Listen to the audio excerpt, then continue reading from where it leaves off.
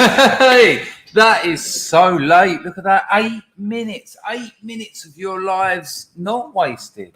8 minutes of your lives talking to the scrubs. How lovely is that? Yes, we will be talking a little bit about the boxing. I was going out of my mind. Now, before we get to that, though, I feel I should say this, although not the full compliment aren't in. I mean, if I'm late, good Lord, there's some proper late people.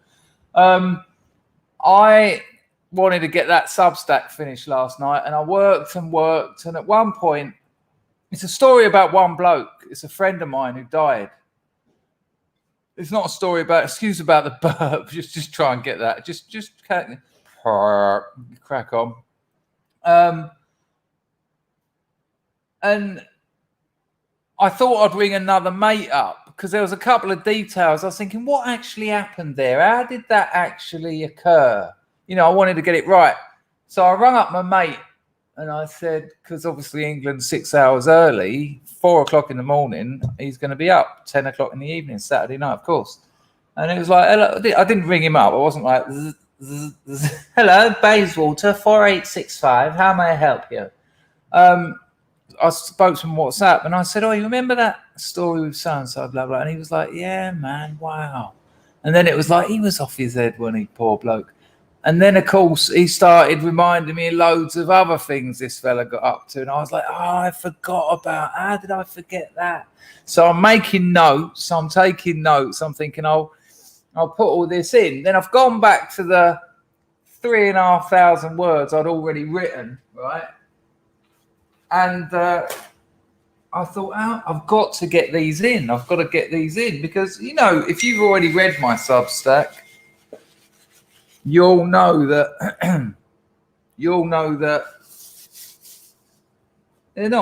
there's no plot. A plot's bollocks. I'm not interested in plot.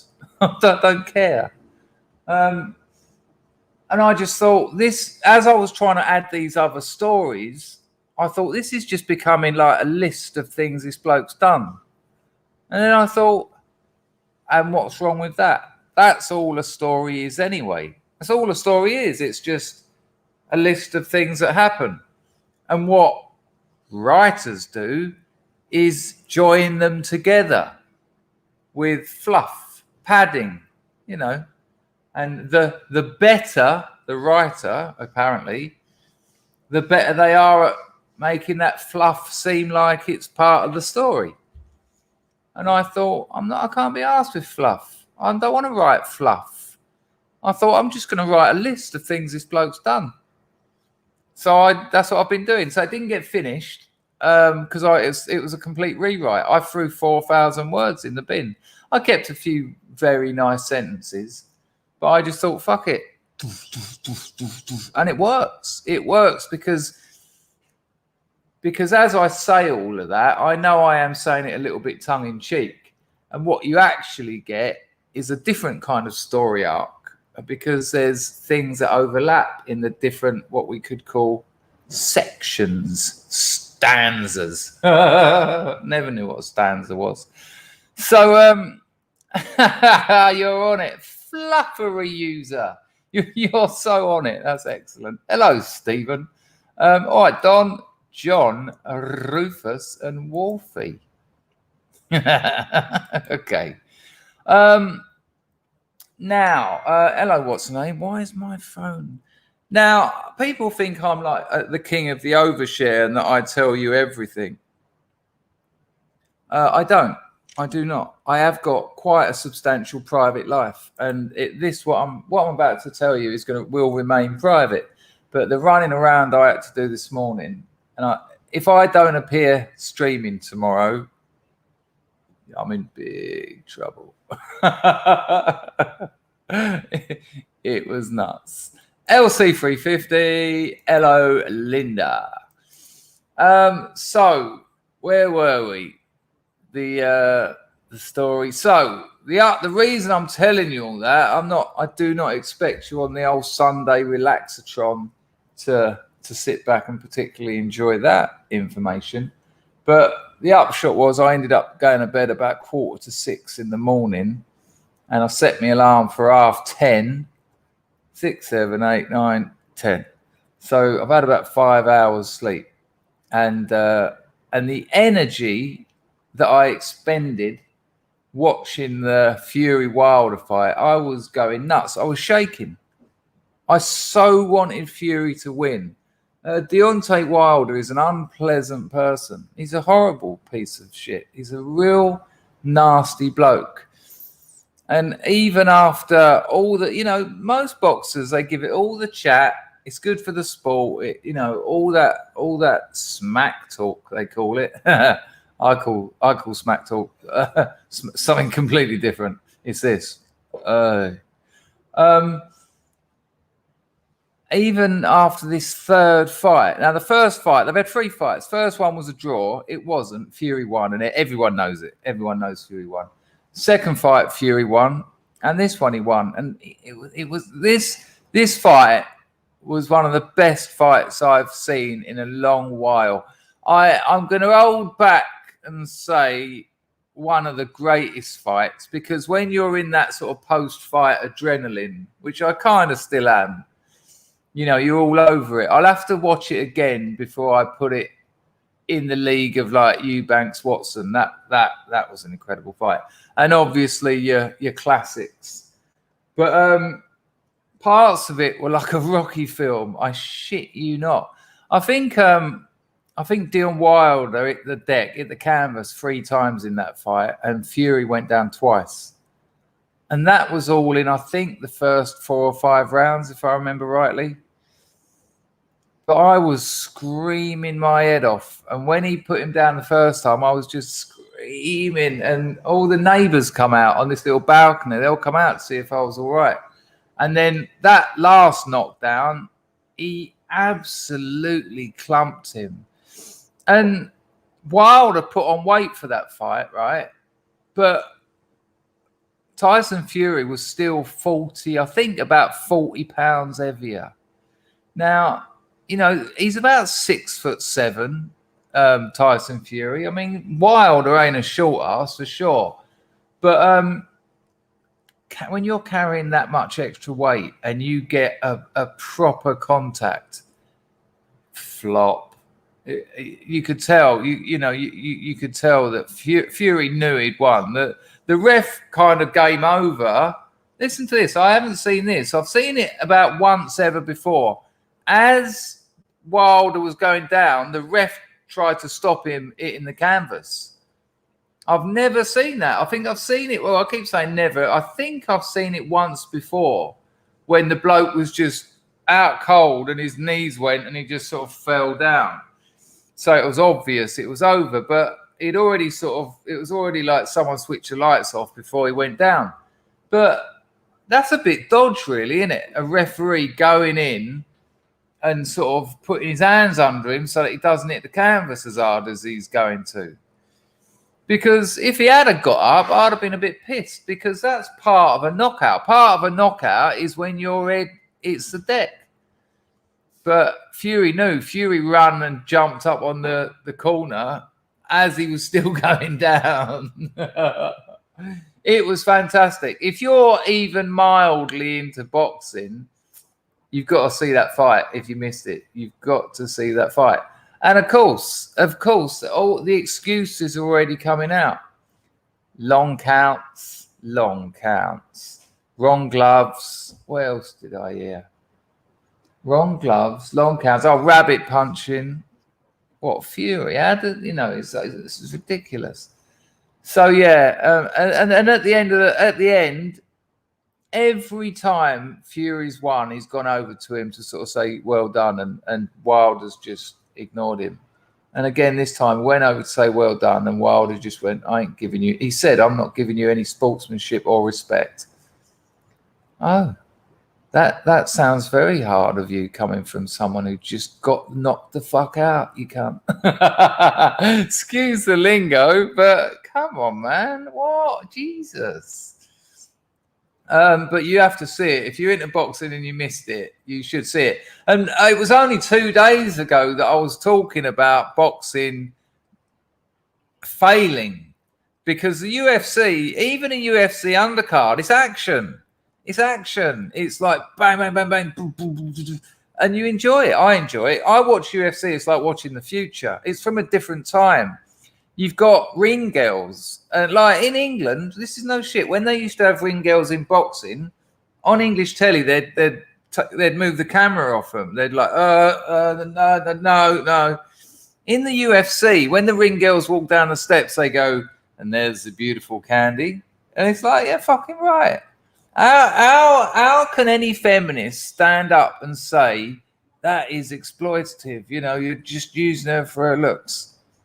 Yeah. Yes, that is. She is using her God-given talents to earn money, which is what everyone does. And by the way, there's two blokes in there risking their lives for their money. I mean, you know, out of the two, I'll tell you this now, and you can clip it and cut it and do what you want with it. I'd rather put a bikini on and walk down those steps and get in that fucking ring and risk my life for my living. And you are risking your life. You know, so, and even if you don't, like, get killed, boxers don't do too well in old age. You know, a lot of them like, look at Muhammad Ali. I mean, I know he had his roper-doper, which was essentially keep punching me and I'll hopefully get one in a minute. But I just think if out of those two situations, if you're a man or a woman, I'd rather have the woman's job all day long. You know, if you're a woman, you can go to any city in the world pretty much, apart from Islamic countries. But even then, I think you probably could. And you can get a bed for the night. And you're probably going to be safe. And I don't mean prostituting yourself. I just mean approaching someone who seems all right. You know, you might be in a bar and you might listen to someone's conversation and think, well, they sound all right. And then just say, listen, you know, if you've had a problem, so you had your bag snatched or something, say, is there any chance I can keep on your sofa? And men will put a woman up. Women will put a woman up. You try doing that as a bloke. You try being a bloke and going up to a man or a woman in a strange city and saying, look, I've had my bag robbed. Any chance I can keep on your sofa? I can't see that happening often. You know, and that I'm not bitter about that. I'm just saying there's differences. And it's no surprise that in the utopianist's dream of an equal society, I mean, even that, you know, just saying it's nonsense. It's nonsense. All of you can do things better than I can. And I can do things better than some of you can. Some of you are stronger than me. I'm stronger than some of you. Some of you are better at maths than me. I might be better at writing than you. Some of you might be better at writing than me. You know, we're not equal. And by the way, just because someone might be better at some things and someone might be better at other things, those things don't equal out. Some people are really good at loads of things. And we even have things like sports. Sports are so woven into the fabric of our society, right back to Greece. And sports is essentially, yes, you have to put in the practice, but you know, if you were to move sport to its logical conclusion, you'd have things like tallest person, longest arms, biggest lungs. You know, that is essentially what sport is. You know, tallest person with the longest arms. Okay, and here they are.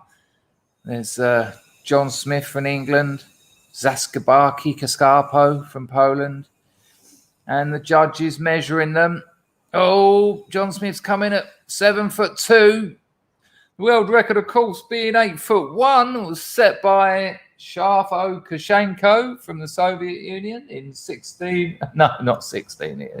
You know, it's crazy that we actually have an Olympics, which sport proves that that there's no equality and that we're not created equal. Because if we were, you couldn't have sport. Every football match would be 0-0. I'd be able to go and do the 100-meter sprint. An 100-meter sprint, everyone would like win. It'd be just a straight line of blokes. So, you know, in Soviet Russia, they got rid of culture. They got rid of arts, literature, and that. You had to write stuff defending the party. And China, of course, all communists, part of communism. And I think it was in under Mao's China, there was like about 6 plays, only 6 plays. One of them told the story of Mao's rise to power. One of them told the story of the formation of the Communist Party. One of them told the story, you know, just, and you had to go and watch them. You know, your local commune leader would come around and, mate, have you been to the theatre this month? Yeah, I have. I enjoyed it. And you'll see them all in the audiences. There's footage of it. Oh, this one again. Because you can't have other things. You can't have stuff that dare criticize. This is why I do support art and literature, because it's essential. Just look at visual arts. I've said it plenty of times on this channel. Visual arts. If we don't have visual arts, our history of images will be marketing. They will dominate the visual arts. That'll be it. You know, in 50 years' time, if there was no visual arts, when you looked back at other cultures, what were they doing in 2020? It'll be Calvin Klein adverts. It'll be Nike adverts, because there's no artists. And they are trying to get rid of it. They are trying to degenerate art. You know, they want it to be of no value. They want it to be of no beauty. I haven't got a problem with beauty in art. I actually think it's essential, but there's beauty isn't always an aesthetic thing. For me, it's how it engages with its historical context, how it gets its role and function. You know, that it means something, that it says something about the era that produced it. And the artist is just a vessel for that. You know, the artist is like a nexus where loads of information has gone in since it was born, and they use their brain to process it, and then they spit a load of it out. I've got Semi-God coming on. He just wrote to me yesterday, actually. We're going to talk about this. We're going to talk about Roland Barthes. We're not actually going to talk about Roland Barthes, but Roland Barthes wrote an essay called The Death of the Author. And it's just about meaning being an active thing. When you read a book, when you look at a painting, when you watch telly, when you watch this, you know, you're not passively just consuming information. Are you playing the drums now over there? Okay, good, stop. You're actively creating meaning, which kind of makes my position somewhat obsolete, but not totally. So that, you know, there's a trace of what I'm intending. There's a trace of my intentions. But you've all had very different lives. So are you really going to do that now? Can you hear that? It's like someone banging a bucket. Bucket banger! Anyway, it's going to be a little bit of a... there's my neighbour. Too late. Sometimes he knocks. It's going to be a little bit of a say and search today. We've got a little bit of our friend to show you later. I've got a little bit of memeology for you, but it's going to be quite a relaxed affair. Hello, Jim. I saw an advert for a chair. I thought if they built the chair as well as they made the advertising, the over-the-top advertising wouldn't be needed. I'll tell you something, Jim, that sums up what you've just said in a nutshell. So a friend of mine has published about 16 books on Amazon. And when I started sending him designs for my cover of my book, which, you know, I'm not a teenager. I didn't sit there doing loads of them before I'd written a word. I was like 140,000 words in when I started looking at sketching covers. And he wrote back to me, he said, these are really cool. And I was like, yeah. He said, but don't use them. I was like, oh. He said, get a professional in. Get someone in who knows how to sell books. He said, I know this is your novel and you want it to be cool and you want it to have a cover that will go down in history and all this. He said, of course, I get it. He said, but they're not the ones that sell. You know, they're not the ones that sell. He said to me, and this nailed it, and this is what Jim just said. There are books on Amazon, he said, that are selling millions because of the cover. Because people do judge books by the cover. That's what it's fucking for. When you look at a book on Amazon, you don't read it. You might read the first page. You might read the first 3 pages. But don't you think authors know that? Don't you think authors have understood how Amazon works? And they make that first 3 pages the best first 3 pages they've ever written. That first 3 pages is essentially an advert for the book. So, but before you even get to look inside, you type something into Amazon, like, I don't know, fantasy adventure. What are you presented with? 16 book covers. So what one do you have a look at? The book cover that you like the most. He said to me, and the line was perfect. He said, there's terrible writers selling millions of books because they've got professional covers. And there's professional writers selling no books because they're doing their own covers. And, you know, and he sent me a couple of his covers and they're awful. I mean, book covers on Amazon are awful, but these are how they sell. You know, what he said to me, he said, when you get an illustrator on board to do your cover, he said, first thing they'll do is go to Amazon, find your genre, and then find the top 30 bestsellers, 30, 40. And then first thing he's going to do is look at all the different fonts, all the different typefaces, if you will. I never really understand the difference between font and typeface. Maybe someone who's been involved in printing can tell me. And work out, okay, what's the best-selling font in this genre? That's weird, right? Then it'll be colors. What color sells most in this genre? Do they have a figure on them? You know, like a human. Do they have a face on them? And then after all that research, create a cover. You know, my mother reads loads of absolute cack, real rubbish, like just commuter trash. And as a kid, teenager, when I used to go in her bedroom or something, because we didn't have any chest of drawers in our room, we had to get our clothes out of our mum and dad's room. I'd see these terrible covers with like a gun and a bit of blood and a red rose. And I'd think, even as a teenager, I'd be like, that is so tacky. That is so ugly. You know, it's not even ironic. It's really a gun and a rose and some blood. And then years later, you work out who John Grisham is. And you think, oh, he's selling millions of books, this fella. I would never want something like that on my cover. I just wouldn't. However, what do you do? Here's a question. I'll give it. Rollo's loving this. Well, since you're loving it, I'll open the grift then, because so far it's been absolutely appalling. Oh shit! What have I done? So the point, yeah. So what? Like, give me an answer in the chat, people. Here's your choice. You write a novel. It's taken you 5 years. You love it. You're so proud of it. Not just that you've completed it, but you actually think it's good. And then you get an illustrator on board, and they give you the cover, and you hate it. You hate it. It's rubbish. It's tacky.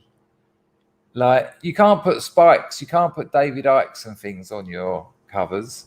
You can. They'll let you put them in Amazon, but they won't promote it. And you need all the promotion you can get. So imagine it was like someone, my one. Imagine it was someone like in a Thai massage parlor, sort of just with, you know, just something rubbish. And what do you do? Do you go with that, knowing you're going to sell more units, or do you go with something that you like. You know, people are going to be like, oh yeah, I see you got your novel out, and you'll be like, yeah, I know what you're going to say. They go, yeah, I don't know about that. You know, I've seen novels where the cover's not even anything to do with the insides. Like, well, you know, there's like 2% relationship to the insides, but people do judge their books by their covers. This is just how it works, and you have to go with that. And it's a bit unfortunate.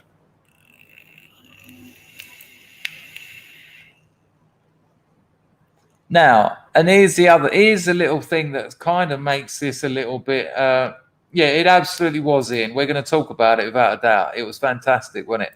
Ian, we're also going to have to talk about Jimmy. Remind me to talk about Jimmy in a minute. It's all good. It's not me slating him. I love the lad. But it was quite frightening, in fairness.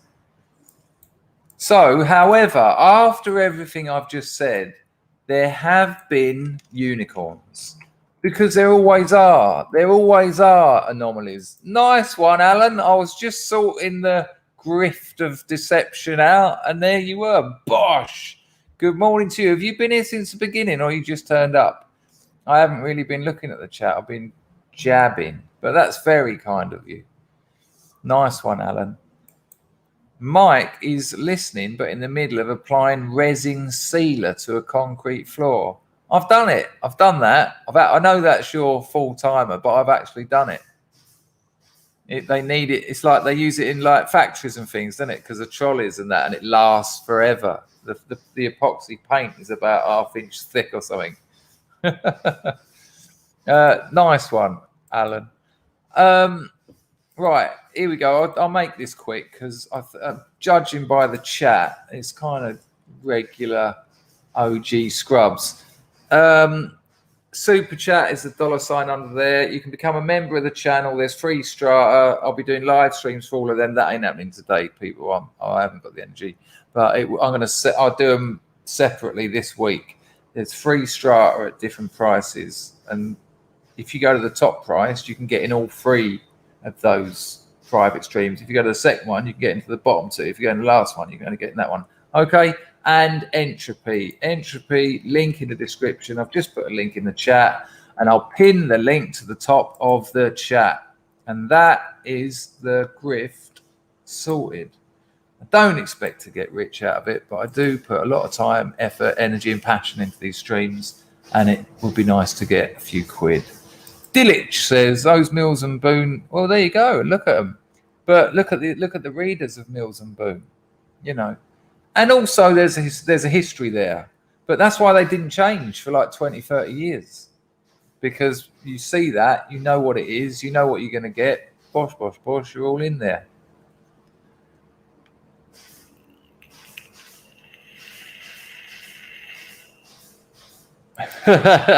I'll have you know, Hunter S. Thompson's first novel, The Rum Diaries, took him about 35 years. So suck it, Grego. It'll be out by Christmas. Just leave me alone. Stop asking. You ask, you know, not you, just you, Greg. I know you're only throwing bollocks at me, but people ask. I feel obliged to give them time. I don't know when it's going to be finished. I'll spend time on it. I want it to be as good as it can be. Right. Hang on one moment. Uno momento, people. So this is really important.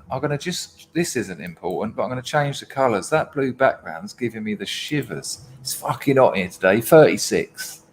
So if you are in sunny England, you know, think yourselves lucky. That's better. He only took one wipe.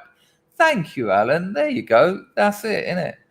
It's only because people have been asking that. It's my mistake answering. I should say I don't know. I do not know, because that's the truth. I'd like, every time I've said 3 months, I would have liked to, but then when you give it to your editor and he says rewrite the first 50 pages, that's pages in Word, by the way, not novel pages. That's probably about 100 pages, 130 pages in a novel. Rewrite. And I said, what, you mean tidy up? He went, no, throw them away and start again. Thanks. And he was right, because I write chronologically. They were written 5 years ago. And they weren't very good. Hello, Riggs. If you've got a successful formula, why change it? Well, there does come a time when you have to change it, weirdly, because take Mills and Boone, those readers are all dying off. So they're going to have to try and, capitalize on a new audience. But yeah, for a while that works for sure. Someone said something interesting that I wanted to engage with.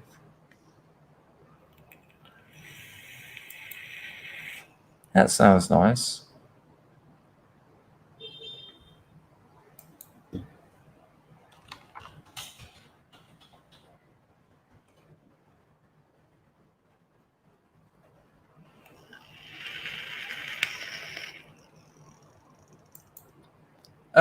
I'll tell you what I was going to say. Let's briefly talk about Jimmy, and I'll tell you why it was terrifying.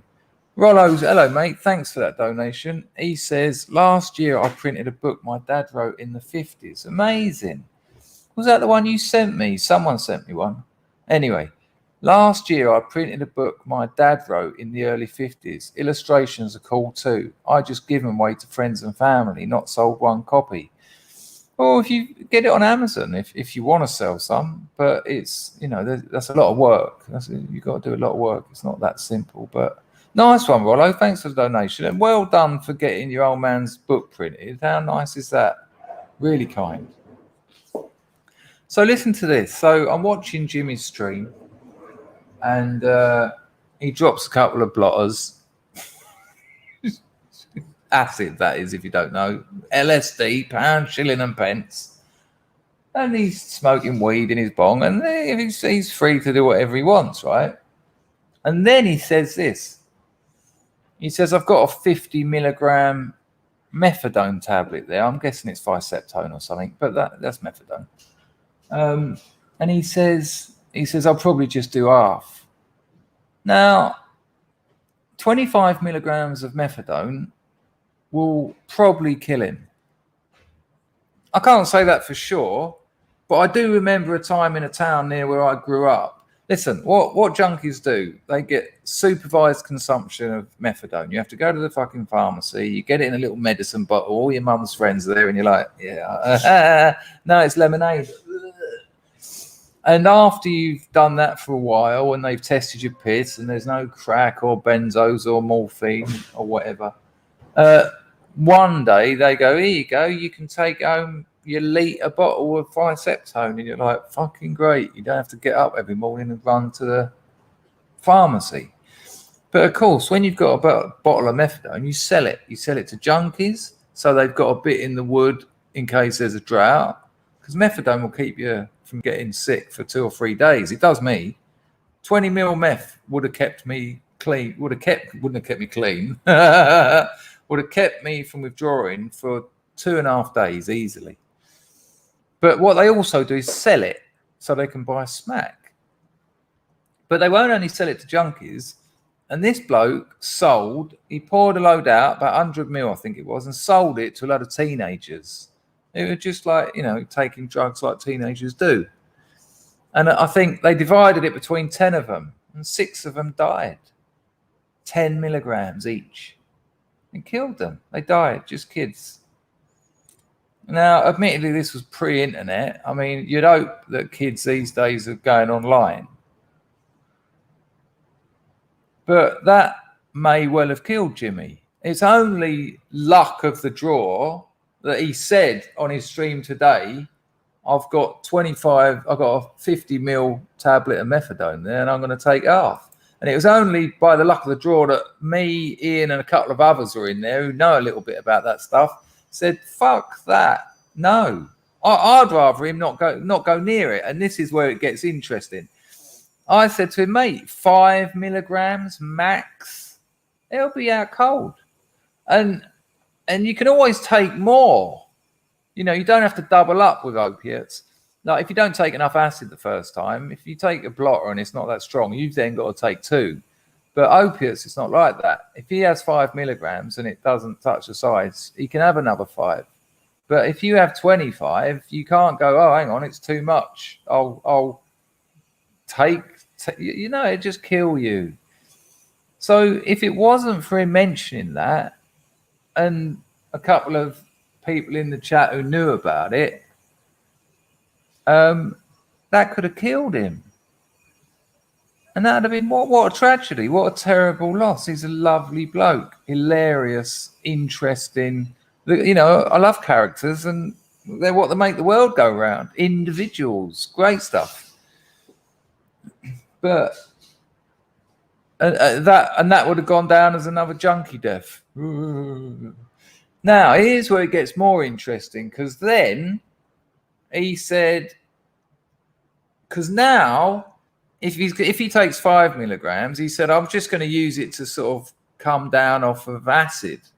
And that's what a lot of people use gear for, like, or cocaine. After a big night on it, when everyone else has got an hangover and all jangled, and, you know, a little bit off the foil, jobs are good, and you're back to lovely.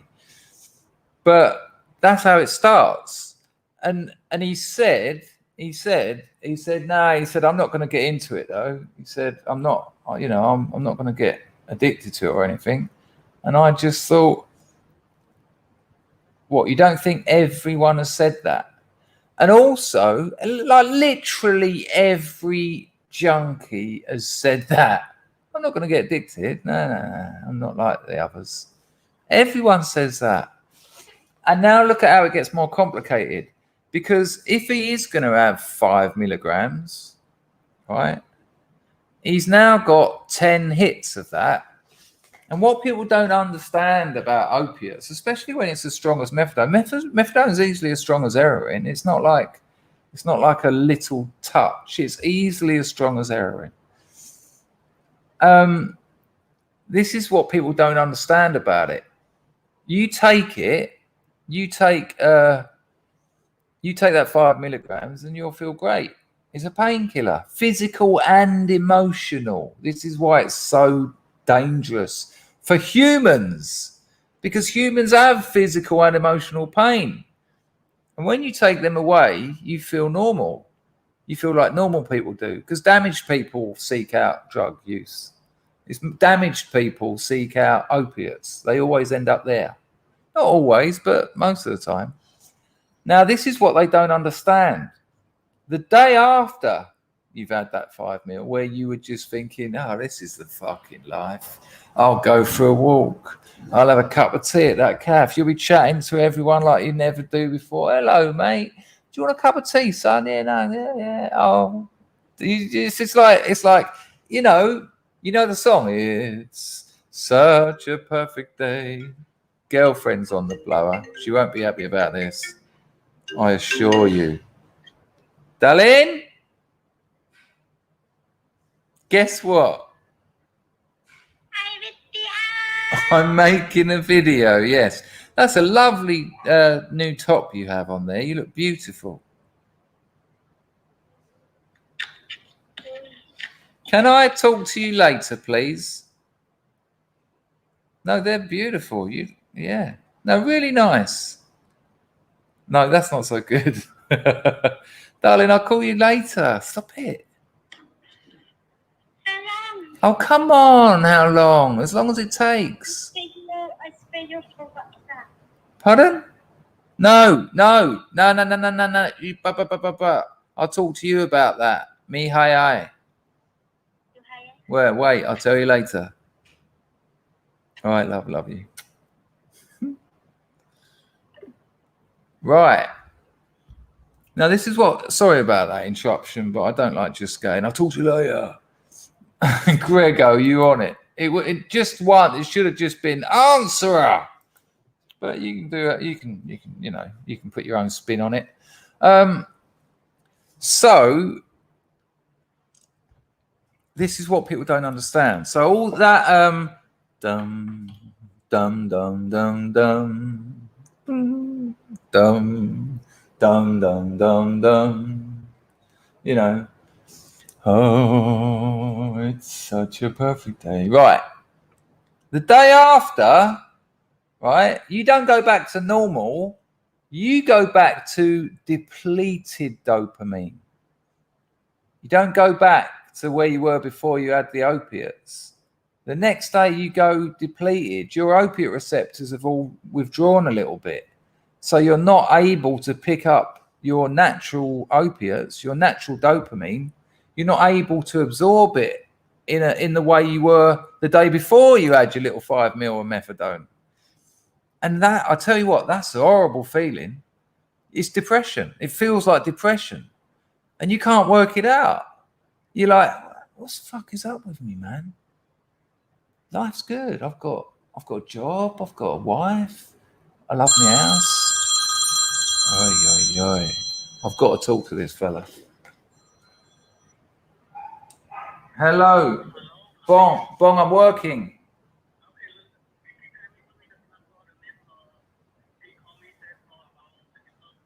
Yeah, lovely. Lovely. I've gone Bong. Bong, I'm working. I'm in a meeting. I'll talk to you later. I've gone, my friend. I've gone. What I'm trying to say is, fuck off. Sorry, people. Oh, I'm such a busy man. And I had to speak to him. I had no choice. Listen. So you're depleted. You're actually under, and it's horrible. It's hollow. And it's not like a hangover. It's not like the day after acid. You've never known that feeling before. You've never been dopamine depleted. Ian will tell you this. I reckon everything I've said, Ian, is if Ian's still watching this, he's going, yep. And so what someone in that situation will then do, they'll think, if this goes on much longer, I'll see how I feel tomorrow. Then the next day, they won't be back to normal, and then they'll think, well, I haven't had any, it's been 2 days since I'll have a little bit of that methadone. And then the day after that, they're going to feel even worse than they did the day after the first one. And this is how it starts. And then they start giving themselves, foot golf will tell you this. Then it'll be like, right, this is getting mad. I've had it twice this week, right? Only on weekends, right? Only on weekends. But it was only a week ago.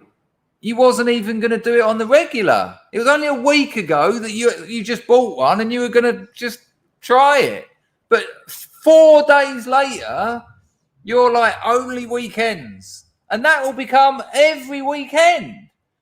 And then 5 weeks later, you're thinking, I use an opiate every weekend. It doesn't matter what it is: OxyContin, opium, oxycodone, hydrocodone, methadone, morphine, heroin, you name it. It doesn't matter.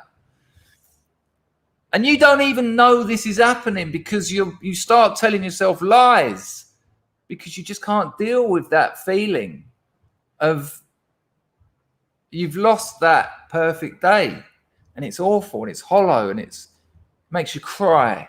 It makes you cry. And so now you're doing it every weekend. I'm not a junkie. I only do it. I do a little 5 milligram of methadone every Friday. I'm not a junkie. But the human psychology is a bit different to that, especially with people who've already had alcohol addiction problems, who already drinks every day, smokes weed every day, done 300 whippets in a week, right? For an example, this isn't me getting a Jimmy. I mean, I wrecked, 2/3 of my adult life with this shit. And then the way the psychology works, all week you're waiting for Friday. And the rest, all that time in between doesn't mean anything to you because it's not as good. It just doesn't mean anything to you. You're waiting to get that opiate in you. And 1 week, you'll get to Thursday and think, I'll have it today. I'll have it Thursday. It's only Thursday. And then soon you have to start having a bit more because that 5 mil now, you're building a tolerance up. That happens in about 3 weeks. of using it every week. And so now you're having 10 milligrams every Friday and, you know, Thursday. And then you'll find an excuse one day to have a bit Tuesday. That's now twice a week. Every single junkie I've told that to has said to me before they were junkies, that won't happen. I've seen so many of you junkies fuck it all up. That won't happen to me. They all say it. And I say, yeah, I know you believe that, but I'm sorry, they're stronger than you. The power of opiates are stronger than you. Now, when people say, I had opiates in hospital, that's a very different psychology. That's a very different psychology, because that's not you taking drugs for recreational purposes. So you've got a psychological relationship with an injury or a health issue and the drug. But I spoke to a scrub the other day on the phone who was given oxycodone for a back problem and is now addicted to the stuff. And then his doctor said, you can't have any more. And you would not believe the amount of junkies I know who started off their opiate habits in hospitals. And then when the doctors went, well, we're going to start bringing you down now. Well, they brought them down too fast. And the next thing, they're on the street buying heroin. I was out with a bloke once. He just come up to me in the street. I obviously looked the part. I was like a skeleton in a pair of joggers. He went really posh. He went, can you get any heroin hydrochloride? And I just thought, well, this is free money. I went, yeah, 30 quid a bag. And he went, okay, I'll have 2. I was like, oh, you touch. And I was like, you don't really seem the type to me. He wasn't a gather, that was obvious. He said, no, I had a couple of my discs, I don't know what they call it, when they just set them so they don't move. He said, and they took me off the pain medication. He said, and I'm in agony. I can't sleep. I haven't slept for about a week.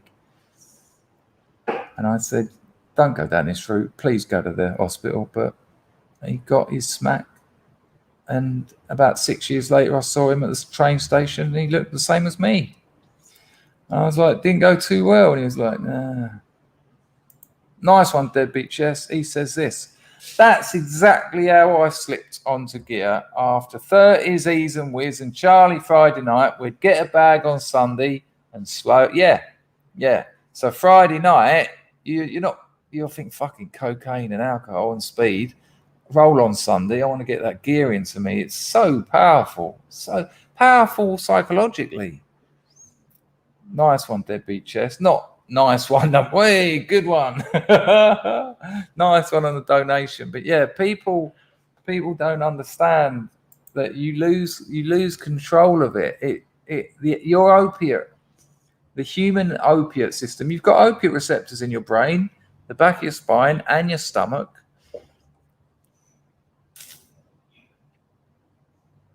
That's in my novel. My novel opens with a story about watching that advert as a kid.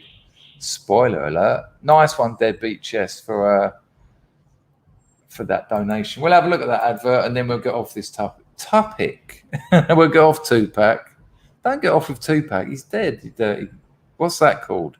What's that one when you like a bit of dead sex? You know Rupert Everett?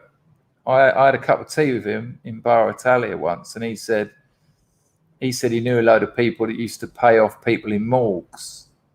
I went, why would you pay off someone in a morgue? And he went, well, why would you pay off someone in a morgue? And I was like, my days. Good Lord. So if I ever feel like I'm about to die, I'm going to put a cork up my ass or something.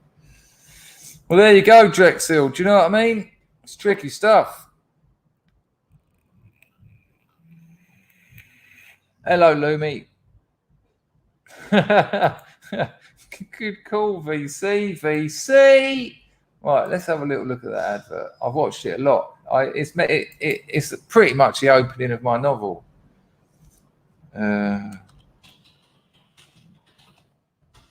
But spoiler alert, this is why it is in my novel, because when I saw this advert as a kid, I thought, wicked, I want some of that. And it's a well-known thing that these adverts backfired.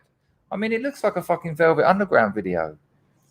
I watched this as a kid, as like an 8-year-old kid, and thought, this geezer looks way cool. This looks exciting. You know, what is this? What is this stuff? You know, it was, what they should have done is just showed you a couple of junkies sitting in their empty houses going, not, wow, I'm all right, I can handle it. I remember thinking, what can he handle? What is this? Yeah, say and see, say and search, and say and see. These were a load of adverts. I think they got some famous director to do them and all that nonsense. And these were on UK TV when there was the heroin craze of the early 80s, because they stopped. They brown heroin arrived in the UK, and you can chase the dragon. You can inhale the fumes, whereas before that it was white heroin which you have to inject. So that's why there was a sudden explosion of heroin use in the UK in the late 70s and early 80s. And this was the government's reply. They made it more glamorous. They made it mysterious. Can I have an audio check from someone, please? Heroin? I don't know what all this fuss is about. I could handle it. Okay, so I do heroin a bit now. I can control it. I could stop. If I wanted to. Thank you. No way I'm going to become an addict. I just do heroin. It's no problem. Look, I've got this thing under control. Just got a touch of fluid, mate. Everyone thinks they can control heroin until it starts to control them. I could give up tomorrow, couldn't I? And I was thinking, fucking wicked, what is this stuff? It was like, what is this stuff that no one can control? What is this stuff that he just does a bit of now and again? Wow. That doesn't put anyone off anything. It's, you stick a bit of Lou Reed in the background, you'll be fine. There you go, Mosley. There you go. Exactly, though. Exactly. When you've got that in between fucking Crossroads or This Is Your Life, it's like, oh wow, I'd love to. Can't you make a film about this stuff? That's brilliant.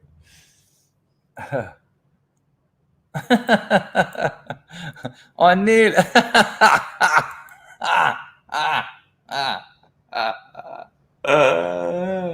That's excellent. That's excellent.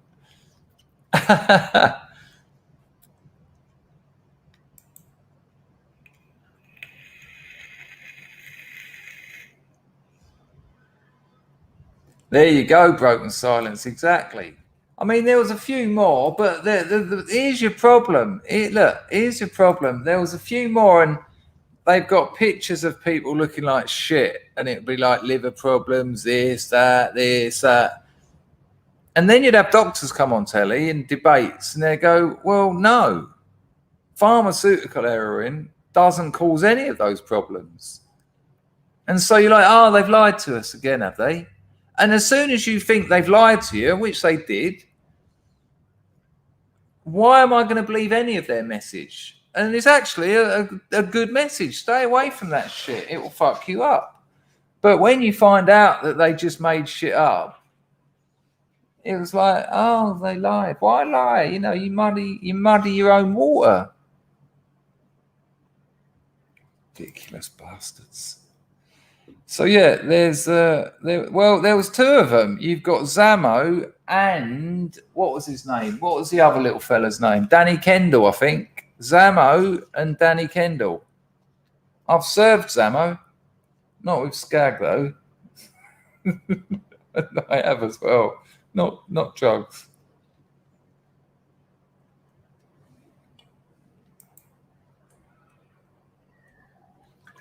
There you go. I knew Wolfie knew. Yeah, was it? I thought they said that about Danny Kendall. I thought they said it about it was on. They had their wall, didn't they, at Grange Hill that they all wrote on, and I can't be sure, but I thought that Danny Kendall chased the dragon and got a smack on the nose. Anyone else confirm? Oh, Danny died from sniffing glue.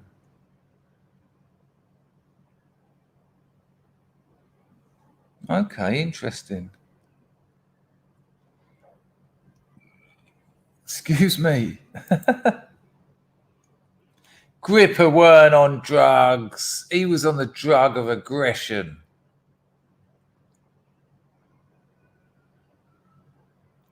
The Grange Hill kids smoked weed at Buckingham Palace. I have no idea what that means. So apparently it is Flammer's changed his name. We've got another video. I've got a little bit more of our new hero to watch at the end of today's stream, which I don't think is going to be a very long one. Grego dropped an entropy that I missed. I also missed Packer's bloody bollocks, Packer. Sorry, mate. Let me see if I can find it. How did that get by me? I will put it up on the screen, but it's going to be in black and white, which is a bit weird. Here we go. Apologies, Packer. That's not good. I have been rabbiting. I can't believe an hour's gone already. Time flies when it's excellent here. Right. Oh, not a circle. That ain't helping. Rollo, you're going to get a second show in, you cheeky monster. You're not a monster. Please don't take that to heart. Don't sue me. Here we go, people. Apologies. Grego and Packer. Rollo. Packer dropped a super chat and he said, super chat, where? Entropy. Substack, where? Subron, where? Subron, where is brilliant. Nice one, Packer. Have a nice time with Bob yesterday. Was that you? Or have I got it completely wrong? I've got it wrong, and I weren't you. Grego said Jonah Lumu. I'm thinking of the bloke that wrote, and I always end up in the kitchen at parties. Who's that? Jonah Louis. Jonah Lumu was a unicorn of rugby. Oh yeah, the rugby player, the biggest, heaviest, and fastest on the pitch. There you go. So yeah, I was sort of playing it a little bit for laughs with my Olympic tallest people. Thank you, Packer. Thank you, Grego.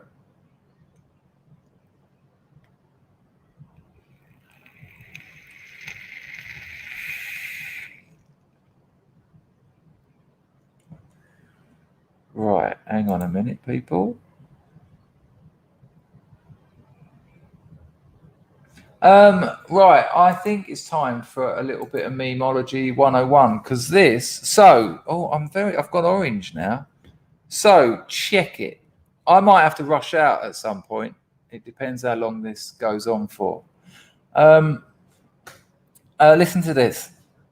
So we had Larry Elder. Oh, we've also got to talk about the thing in the Times about PA. That needs a little bit of talk about. I can't look at myself that orange. I'm sorry. I feel like I'm some Newcastle bird out on a Saturday night. And don't get me wrong, I quite like that look. I like it a lot. I like that painted on eyebrows, fake eyelashes, and a bath in orange Dulux. There you go. That's a bit too much, isn't it? There you go. I'm orange again. But that'll have to do. Fuck it. It's unpleasant. I look like an Oompa Loompa. Right. There you go. We found a happy medium. So we've had Larry Elder, black man, black conservative, which is what puts the spin on it. Larry Elder being the blackface white supremacy, of course. Again, much like systemic racism. I haven't heard white supremacy defined. What is it? What are we better? Are white people better than everyone? What is it? Explain it. So Larry Elder's a blackface of white supremacy. And then yesterday, what did we have? Oh, yeah, Dave Chappelle was using his white privilege.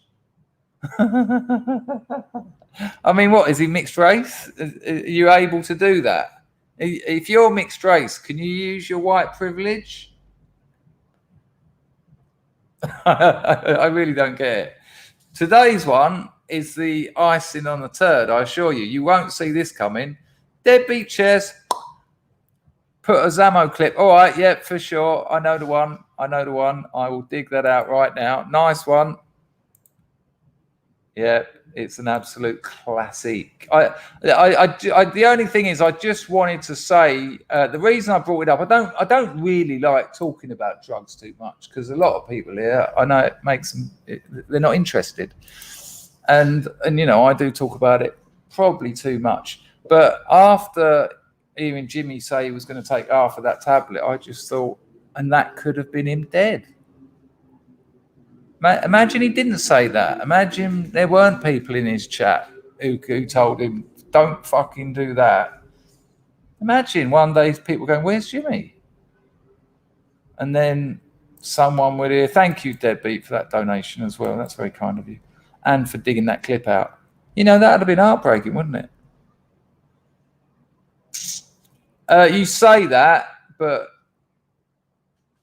I mean, maybe, but I've gone back to have a look and just gone, wow, I used to really fancy her.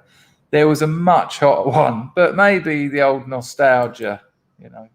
Yeah, there you go. I wouldn't be that rude to her. You know, she was only about 14, so she, you know, girls have strange faces when they're that young. All the really hot girls at school, they peak too young because their faces are still changing. All the really hot girls at my school, when you see them at 25, you're like, oh, and you didn't have to develop a personality because you were rested on your looks. What's it like now? Right. So where was I? If someone can remind me, because I just want to finish that. Something about before Jimmy, I was talking about something. Oh, fuck it. Well, I'll have you know, she's all right in the flesh. I see what you've done there. Oh, good Lord. Don said, I read Rehab Part 1, and geez, that guy you picked up from. Yeah, there's a Part 2, you know, Don. I'm not suggesting that you should read that, but yeah, I actually get onto the stuff about rehab in Part 2. Yeah, it's a dark old. Oh God, you're talking about Gary, real name Eli. All true story. Go on. You might have already done this. I imagine a few of you have. You've gone on Google and typed in Eli Hall, and you'll see that it's all absolutely true story. Fucking madness, isn't it? MI5 turned up, or MI6 or something. It was some of the Secret Services turned up around my mate's house because he had his phone number was on Gary's mobile. I only ever rung Gary from. I did ring him once, but obviously it wasn't enough to alert the old bill. I got rid of that phone as well. I thought I'm fucked if I'm having MI6 turn up. It's on the in the SUBSTAck. If you go to the SUBSTAck, you might have to press see all because there is Part 2. Because so far you probably haven't even got to a rehab, have you?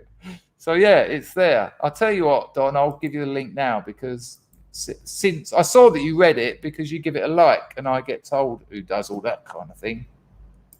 I'll send you a link to Part 2 now. But yeah, old Gary, what a turnout that was. And that's a true story as well. When he went, I went, how will I recognise your missus? He went, you can't miss it. It's a street bitch. I was like, oh, lovely. There you go, Don. I've just put it in the chat. That's your Part 2. That wasn't where I was. Yeah, that all happened. And also, Don, sorry everyone, if you haven't read this story, one of the first geezers I ever scored off was this bloke Gary, who turned out to be called Eli, and he was at the centre of England's longest ever armed siege. And I was just sitting at home one Christmas when it came on telly, and I nearly spat my cranberry sauce all over the place. And then about 6 months later, the Hackney Arts and Crafts Council decided to make a play, Come Out Eli. And then they showed a bit of it, and it was all these actors going, these white liberals going, come out, Eli, come out, Eli. I was thinking, this bloke was wanted for supplying arms to terrorists and and smack dealing. They didn't know. They, come out, Eli. Well, I tell you this, people, that this Gary bloke, while he was in this house, he had some McDonald's delivered to the house, but his mate put a quarter of skunk in the burger, and they found it, and they said no. Then they got his old man to talk to him, and this went out on telly. They got his old man to talk to him. His old man was in prison, on guns and drugs charges, keep it in the family. And they thought that his dad might, sort of tell him to just, put your hands up and come out. And his dad got on the phone and went, kid, is that my boy? Don't let them take you alive, boy. Don't let them fuckers take you alive. Hang on. Yeah. Right. What I was saying, I remembered. And I'll do this. I'll do the Zamo first, but I was talking about Larry Elder, the blackface of white supremacy, Dave Chappelle using his white privilege. It doesn't mean anything, any of this. It's just absurd. But we'll have a little look at Zamo, and then we'll get to the icing on the cake, because it's mind-blowing. But here we go, a little bit of nostalgia. For our American and Antipodean brothers and sisters, Grange Hill was every young teenager's favourite TV programme. It was on, I think, twice a week at its peak. It was written by the bloke who wrote Brookside, who was a very good screenwriter, telewriter, I suppose. Can't remember his name, someone will. And what people liked about Grange Hill was, although it wasn't realistic in any way, it was the most realistic. It wasn't. Most BBC series were things like The Box of Delights and The Railway Children. Really posh Victorian kids going, Mama, can I take Penelope and Philippa into the back room and show them the Kafartutu? And you'll be like, what is all this? I don't understand it. But Grange Hill was working class kids, and they dealt with things like heroin. So kids love it. Sorry, Brookside is what I meant to say. Yeah, Phil Redmond, that's the fella. Yeah, there you go, Scorry. Scorry, I sent you a photo that another scrub asked me to send you. So there you go.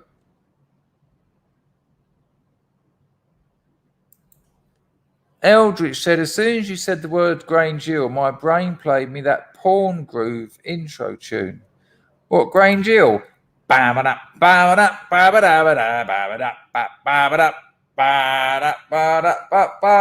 Sausage in the dinner. Maybe you're thinking of a different Grange Hill. I don't know. There you go, Scorry. Lovely to link up a couple of scrubs. Yeah, Hollywood, yes, but some fantastic eye candy. There you go. I'll be your friend, Roland. It's just a classic. I mean, every single school kid the next day at school, I'll be your friend, Roland. Why the hell did she call him Roland? It was brilliant. Right, here we go. So this is Zamo's OD, and this was massive. He's a locksmith now, Zamo. Well, not Zamo, because he's dead, but the actor. What's his name? Lee something. Right, here we go, people. It's a minute and a half. Let's go back to black. Hit it, Roland and Zamo.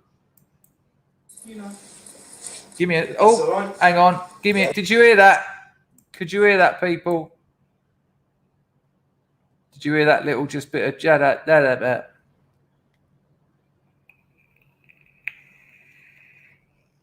That's quite funny, actually, Don, because, Timpsons, to their credit, employ ex-convicts.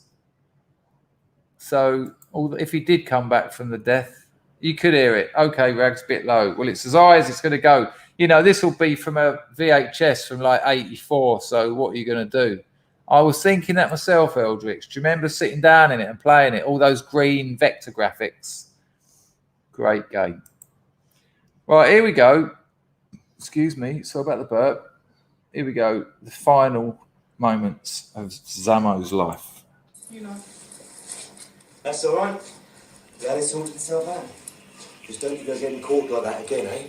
No. Not still in them, eh, the mates? No, I thought I wouldn't. Well, we saw one of them come out. Roland Browning. Bruce Lee on the wall.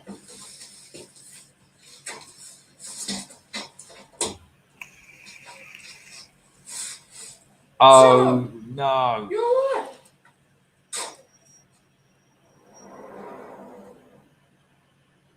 Hang on a minute. Yeah. But not so much. You've all had it, that lot he mixes with. You better get him out of here. Boss don't like junkies. Where'd you get that gear from, Zamo? No, hang on a minute. Hang on a minute. That ain't him dead. You can't die chasing the bloody stuff. What the fuck's going on there? He had a flute and a bit of foil. Did he? I thought he died. No, without a doubt. That was my one, not your Trisha Yates. Zamo's bit of fluff was fantastic. Is it about drugs or pies? Don't knock. So yeah, but you can't. You cannot. You've got to go some. Good Lord, you'll need to fix a Hoover up to it and stick it up your ass or something. So he got a bit of Eli's gear. There you go. He didn't die. Yeah, no, it's ridiculous. I thought I said this to someone a long time ago, and they said no, it was Spikes, but no. The only person in history to die on the flute. He didn't die. It was Danny who died, but not on gear. So Zamo, he got clean, did he? Zamo didn't die. It was Danny Kendall. I like Danny Kendall. He reminded me of myself at school.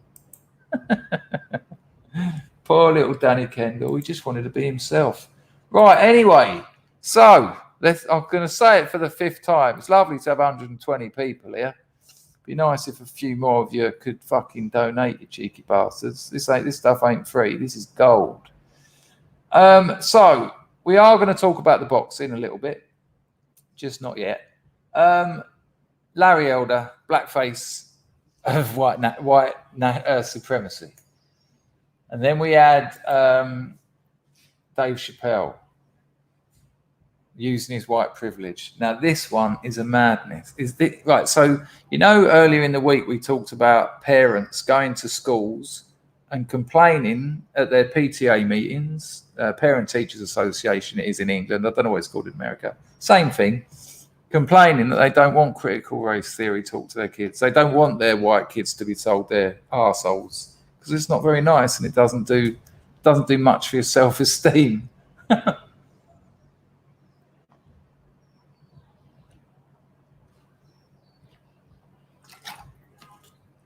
But this one is something else.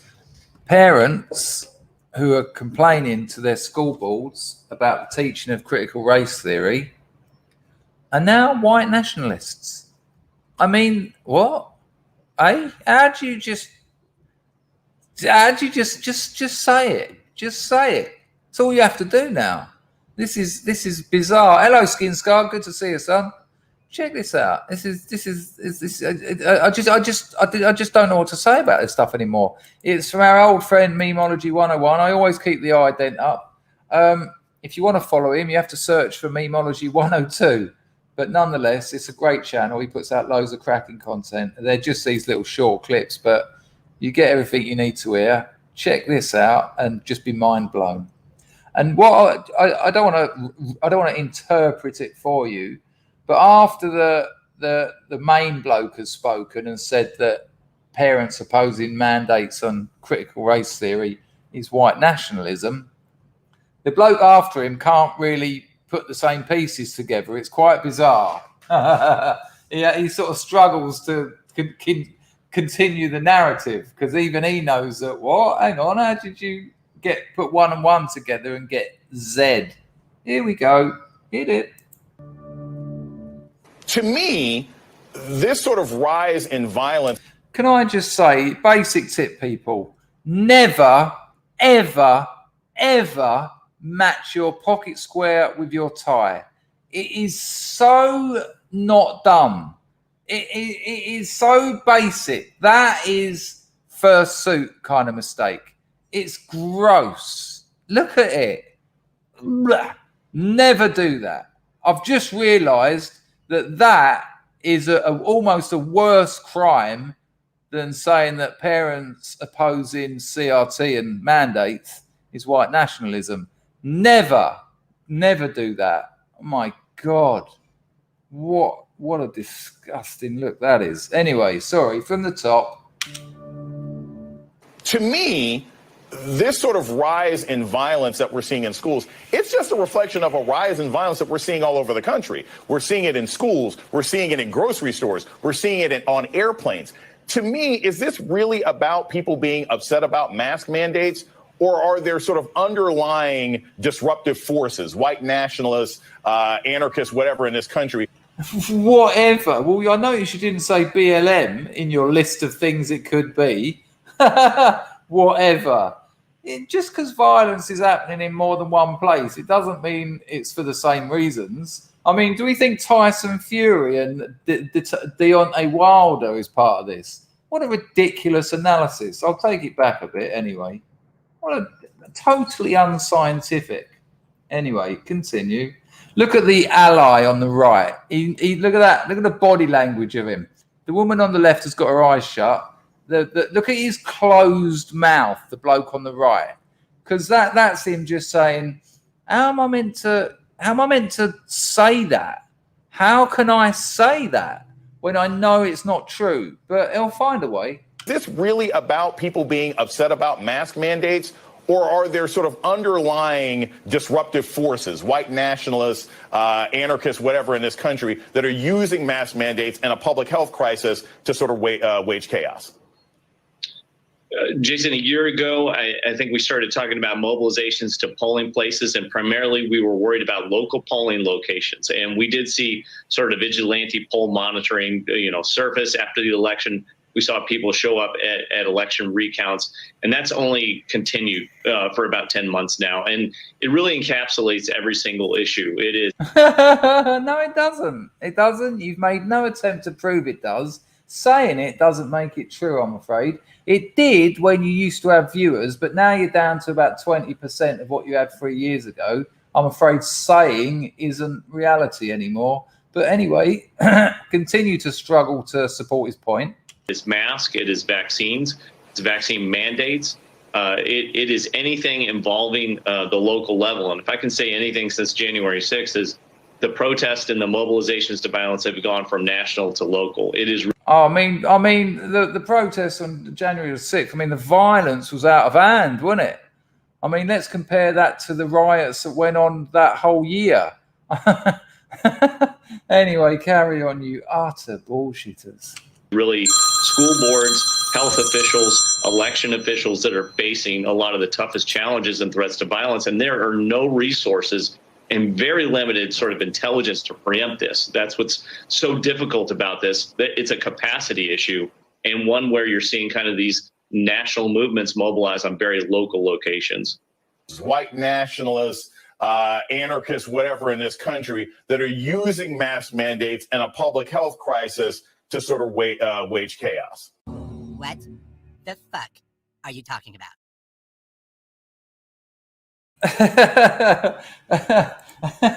Sorry about that, people. I got a phone call from that fella. I just have no idea. That was just nothing. It was just words. Get the keywords in there. Mention the, what do you call it? The jibber jabber. Mention white nationalism. Mention mandates.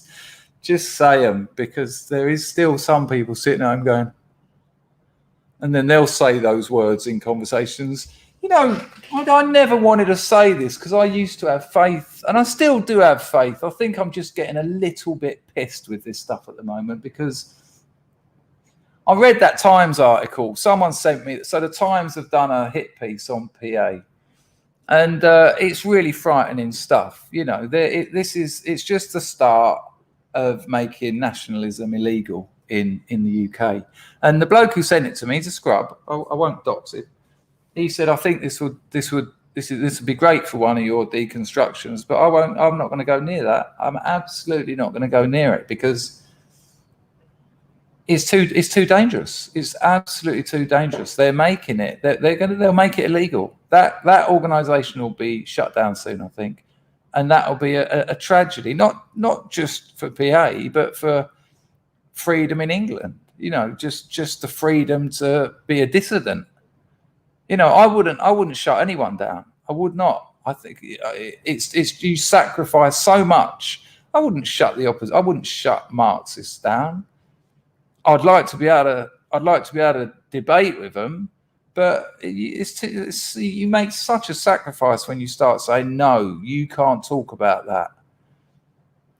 You know, and this is much the same as Australia. That if that happens, and if you haven't seen the article, I advise you to go and read it. You'll be terrified. You'll be absolutely terrified. You know, it's this whole domestic terrorism luck, and they keep telling you that right wing terrorism is the fastest growing, but you know it's like, you know, a little seedling is going to grow 100% in a day.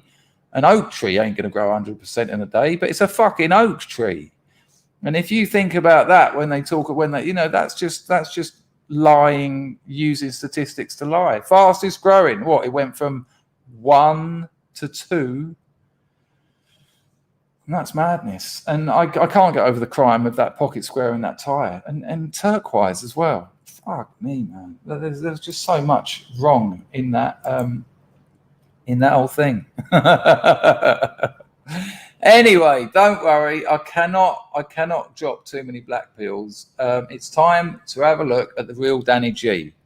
Now, the reason this is of particular interest to the glorious House of Scrubs, and it's lovely to see 125 people in here. Yeah, I think you're right, Dan. I think you're right. But and you know, and the bloke that sent it to me, my reply to him was, I said, I ain't going near it. It will cost me my channel, and I think this is why I do what I do now. This is why I do trying to help out with financial independence, trying to help out with revenue streams, trying to motivate people to get on with creative projects that they've got going, trying to help out with how you present yourself, you know, try and help out with personal growth, because that is kind of cunning. That is actually a way of looking after ourselves and keeping ourselves strong in the world, keeping our position strong. Because, you know, if you're generating wealth, other people aren't. Anyway, I don't want to get into that. This is the Sunday Relaxatron.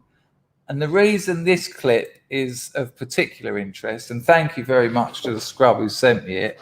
I mean, our man Danny, he looks like he's got the rankest hangover you've ever seen, or he's just got out of bed. I mean, you know, trust me, people, as you get older, when you get out of bed, you have got 15 years on. It takes about a good hour for your face to rearrange from a night of nightmares and night tremors.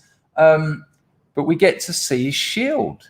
Now, he was talking about his shield, and we discussed his shield. And now we're going to get to see it. Nice one, Alan. Nice one, Andrew. I'm not quite sure if I understand the accusation. Oh, no, yeah. I do. Of course I do, yeah. Weirdly enough, Paul Mumford this morning sent me a little, I don't know where he got it from, Facebook or something, and it was talking about Yabba. If you don't know, Yabba is very low grade methamphetamine. It's very low grade meth mixed with caffeine. I mean, it's like having 100 cups of tea and sort of a 1/4 gram of sulfate. And it said Yaba, also sometimes known as Nazi speed. I've never heard it called Nazi speed, but you know. Nice one, Andrew. And you're right. I would get called that, yes. What have you been going for? What else could it be? Turquoise? I don't know. You'd get that one wrong, Thomas. You've been out in your Nippon land. Are you allowed to say that? Is that a racial slur? I didn't mean it to be. House of the Rising Sun. I don't know. Is that a song? Do we all learn that on a guitar? First song. Hello. I'm being a leftist now. Just if you say something you shouldn't, just say loads of other words. That'll be all right. Nice one, Andrew, for the donation. Much appreciated. So anyway, our man, the real Danny G, has told us he's the Birmingham Berserker. He's told us he will go out there with his shield and sword. Feed me. Come. And and he's I've got to get that clip where he summons him. Atwood is proper winding him up. Can you bring him out at will? And he goes, yeah. Okay. Anyway, I am. What is the word? What is the phrase? I am. Oh fuck me, man! What is it? Someone will know it. What is it? It is a bit like that when he kept going, come. No, Willow, it's worth it. It's worth it. Oh yes, and his kid's gone bambo. What is the phrase I'm looking for when you start changing your mind about someone and you think you quite like them a little bit? I am warming to him. I'll be honest with you. I'm slowly warming to him. That might be because I want to get him on the channel and I have to. Graham Natras, the colour of the water bottle behind you reminds me of that tie handkerchief combo. Yeah. I'll give you that. Nice one, Mr. Natras. It also reminds me of your avatar. I think that's fair to say. Oh. Thank you, Mr. Natras. Right, here we go. Well, well, hang on a minute. You haven't seen his shield yet, Willow. You haven't seen his shield. Look, see, Flammadiddler's even got him in his avatar. I think, yeah, like Moss. Anyway, he did. Good call. Warming to him on sea. He did mention. Cheers, Mr. Natras. He did mention his shield. And what, you don't want to see his shield? Oh, you have to see it. It's something to behold. Here we go. The real Danny G shield. Check his face. Jesus Christ. Hello, Zero Day. You just turned up or you've been keeping quiet? Oh, I do actually, yes. Oh, don't worry about that, son. I'm on that. I just don't check it when I'm rabbiting, but I've got that all sort. Well, I have now, but yeah, I do. Don't worry. I'll be on it. Let's just. All right. I'll tell you what. I'll do it now. I'll get that out. Well, no, I've got Danny G on the screen, so I will do it una momento. But I've got that. Zero Day. Yeah. Over. Right, so you're going to get to see his shield, and it's quite something. The old rose. Right, here we go. Hello, Mick. Good to see you, man. Right, here we go. You're going to see his shield. Right, by a friend of mine, Chandy. Shout out Chandy, right? He made me this because obviously we're mates and he knows I've always wanted one. So my shield. I mean, that's lovely though, isn't it? Let's be honest with you. If you're someone's mate and they know you've always wanted a shield, and he actually made him one. Now I know they're peculiar. You wait till you see it. If someone said to me, "I've made you a shield," I'd imagine it was going to be something like from, you know, the Vikings or something really cool. When it turns out to be an aluminium antifa job, I'd have been a little bit put out. But nonetheless, when a friend does something for you, you say thanks. Right? Now, this makes me laugh because everybody seems to think... Makes me laugh too. This, yeah, is not proper steel, mate. See how it's got RIP on the back? The reason it's got RIP... Looks nice and lightweight. ...is because this bottom edge is sharp, yeah, and so is that top edge. Do you know what I mean, right? It's for ramming into faces and ramming into feet. Do you know what I mean, right? But basically, see this, with this. So this is screwed straight through the steel. Can I just... yeah, that's an amazing comment, isn't it? It's real metal. So, as far as what you've seen so far, marks out of 10? Livy. Marks out of 10 so far.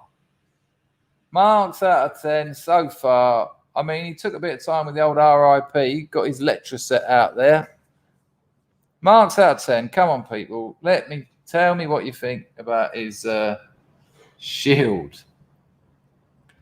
Shit. Mick King says shit. Golden Toothbrush has given him -1. well, you know, Lumi loves it. Manimoo wouldn't call it cool. Cut out boiler. It's the boiler door. It's the kitchen door from a restaurant. Well, I'm going to pass these messages on to him. Pony. So, Jim thinks it looks practical. Although that arm rest there, I can see that cutting into his biceps. Yeah, I haven't got the power of the real Danny G, but maybe he can lift that stuff up for breakfast. True. Yeah, I'm not feeling the handles. I'm thinking you're going to hurt yourself there. If someone boots that, that's going to either break your arm or your knuckles. But anyway, let's see. I reckon it probably would, actually. I reckon it would certainly flatten them. I mean, a little Beretta's not going to go through that. It's real steel, Grego. It's actual metal. Lizzie wouldn't be able to carry it. Anyway, let's have a look. Some more. Big fucking screws, which I'll show you from the front. And you can see this is actually welded to the shield. Yeah? So this is thick steel. This ain't no fucking joke. I reckon that's got to weigh about, 10, 15 kilo? That's got to weigh some, you know. And look, he's obviously quite a strong man. But I know, I've already been talking about you and that you're near death. But I hope you're enjoying yourself, Jimmy. Go easy on that other thing, mate, please. I beg you. But enjoy your trip. Nice one for the donation. Here we go. This is thick steel, right? I don't know why people think it's not, but it is fucking thick steel. It's this thick. So I don't know how many mil that is, but it's thick. It's like you can't bend it. You can't move it. It bent then. Do you know what I mean? It's not flexible. And obviously, the front of the shield, you can see where the handle is. You see? You didn't see that before when you were giving it your low votes, did you? You can't move it. You didn't see that flash design. It's not flexible. Got a touch of the old Rolls Royce silver shadow about it. Suddenly, it's a bit Art Deco, isn't it? You reckon, Bushy? Really? I mean, you probably know more about guns than me, but the 9 mils I've fired, I doubt they'd go through fucking paper. That's interesting. I wouldn't have thought they would, but maybe that tells you what I know. His feet. He's got an Art Deco shield. Okay. Anyway, carry on. You can see where the handle is fucking screwed in, and the way it goes is like this: arm through the handle. Oh, you don't say. I thought you were going to hold it two-handed. And then it gives you vast maneuverability with the shield to block from any angle, anywhere. It makes it easy because you've got both. Should anyone choose to come at you with a mace or a sword? Through look. It has got a few fist. fiddle wastes And on because it. you can do that, this is how Spartans have the shields. That's what it enables you to do that and stab and then back. Okay. Yeah, and it is quite heavy. It's not light. I mean, obviously, me moving it around with just my shoulder, it feels a lot heavier than if I'm stood up and I'm behind the fucking thing. But yeah, it's not light. So for people to think that it's a shield that can't stop a lot of stuff, believe me, that shield will stop some shit. I don't actually know what it'll stop. I don't know if it'll stop a 9mm. I don't know. I ain't got a clue. Do you know what I mean? But it'll fucking cause a lot less damage once it's actually got to go through it. Yeah, That's kind of what I meant. It's going to that's going to flatten a 9mm. I'm not buying that. Where's Moslab when you need him? That's about, what was that? About 2.5mm bit of steel. That was excellent, wasn't it?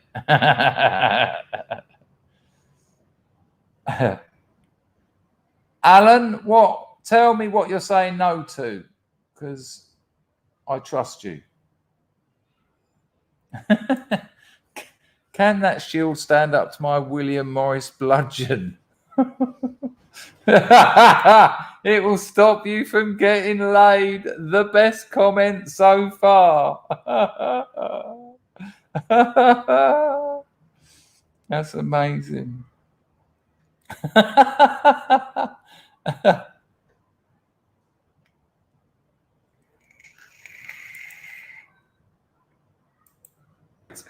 You know what I mean? Seriously. So, I mean, that's just 3 of my things. I have war axes. I have fucking karambit daggers. I have pointing daggers. I must say that surprised me. Listen, I trust you people more than me on that because I've only fired 9mm at shooting ranges, so I've never actually shot them at anything but like paper targets. I suppose it's just because like the kickback from a Glock is almost nothing, and the kickback from a Beretta is nothing. So maybe I've just misinterpreted that as the power of the weapon. That is interesting. Thank you very much. I have all sorts. So I have daggers that are extremely strong through the blade and through the hilt, yeah? But they are not sharp. Just the end is extremely pointed and it's a hard steel tip. So it won't bend, it won't break. And that's for penetrating armor, basically.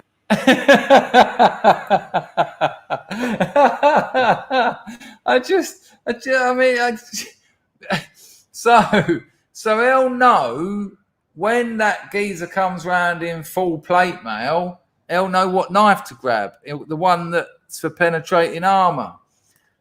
I want to get him on. I want to talk to him. You just got to say it, haven't you, Don? It's just funny. There you go again. There you go. I mean, look, mate, you know, I think this is what is the confusion.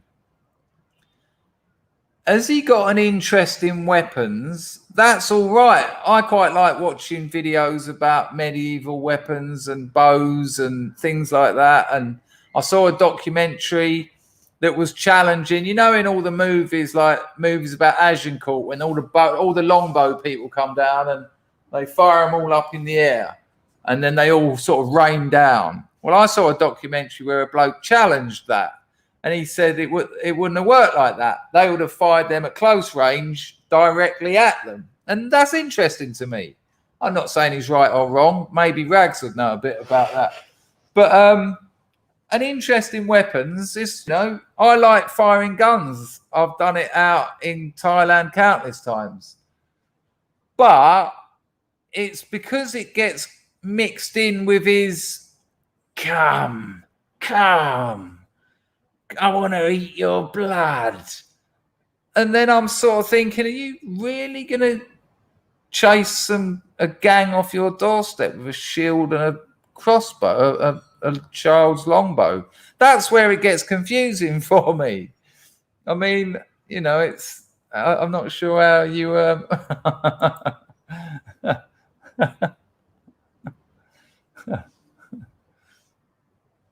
Grego's got a cricket bat.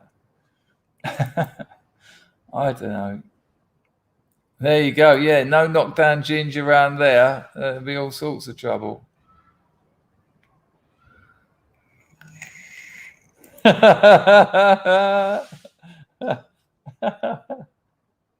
Good Lord. All right, people, look, I am fading fast here.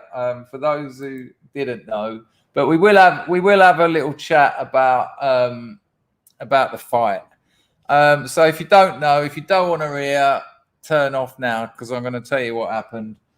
As I told you last week, when we watched that little clip, when they were asked to send messages to each other, and Deontay Wilder's gone, you better, he went, I'm going to keep this short. I'm going to keep it simple. You better train like your life depends on it, because your life does depend on it. I'm going to come in that ring and I'm going to school you, boy, and I'm going to knock you out. And it went on for ages, and it cut to Tyson Fury. He went, I'm going to punch you in the face, you prick. How about that for a message? And that was it. And I just thought that Wilder would have watched that and thought, oh, man, I come across like an absolute prat there, because Tyson Fury was just like, I'm not interested in all this. I'm a fighter. This is all bullshit. Whereas Wilder was, and I thought there's already an element of winning. That's how Tyson won so many fights. He won them because of his reputation. He won them before he even got in the ring. You look at some of Tyson's fights when he was at the height of his career. The opponents can't even look at him. They got their heads down, like when they're sort of preparing in the corner and that, and he's just staring at them. Fight's almost over already. So I'm watching it, and he knocks. So look, basically, this is what I think. Wilder planned for a six or seven mid-round knockout. He's got that one big right that his whole career's depended on it. His jabbing game's next to useless. His body game's next to useless. He started putting in a few body shots in the first round that his trainer would have told him to do. But, you forget all that shit by the third round. And he thought he was gonna knacker out Tyson Fury, because Tyson Fury is 40 pounds heavier.